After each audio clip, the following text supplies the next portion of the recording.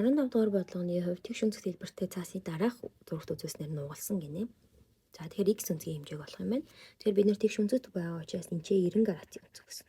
Тэгэхээр бид нэр энд байгаа хэсгийг за y гэж. Тэгэхээр y үнцгийг олох боломжтой тий 3-ны дотоод үнцгийн чанар 9-ороо 90 дээрээ 78-ыг нэмээд y-ийг нэмэх юм бол 180 гарч ирэх хэвээр.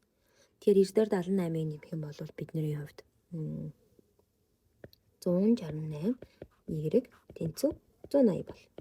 Тэгэхээр эндээс y-гээ олохын тулд 180-аас 168-ыг асна гээд 12 градусын үнцэг гарна. Тэгэхээр бидний y бол 12 градус гарч ирж байна гэсэн үг тийм. Би энийгээ хэсгийг арилгачийн. Тэг үнцгөр нь тэмдэглэе. Тэгэхээр энэ бол 12 градус.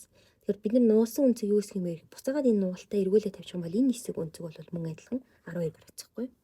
Тэгэхээр энд 12 градус үсэж байгаа, энд 12 градус үсэж байгаа. Энэ чинь өөрөө бүтэн тэгш үнцэгтэй байгаа учраас 90 градус байх хэвээр. Тэгэхээр энэ чанарыг ашиглаад яг гэхээр 12 дээр 12-ыг нэмээд x-ийг нэмэх юм бол 90 градус гарч явах хэвээр. За тэгэхээр энэ дээр 24 дээр нэмэх нь x тэнцүү 90 градус. Эндээс x-ийг олохын тулд 90-ээс 24-ийг хасна гэсэн үг. За ингээд нийтдээ 66 градус буюу А хариулт гарч ирж байна. За 16 дахь бодлогоны хувьд болохоор сараа өөрт байсан мөнгөний тэг зууны 25 хэсгээр цүнх авсан. 6-ны 1 хэсгээр нь даашин завцсан. За тэгэхээр цүнх болон даашинзны үн нийлээд 280 мянга гинэ. Түүнд хэдэн төгрөг болцсон бэ гэж асуусан. За тэгэхээр энэ дээр байгаа уудлыг тэг зууны 25 гэдэг хэдүүл энгийн баталгаа хэсгээр илэрхийлж үзье. Тэгэхээр энэ бол 100-ны 25 буюу энэ хоёроо хэдүүл 25 туугач. Тэгэхээр 25-ыг 25 туугаад 1 125 агаад 4-ний 1 гэсэн.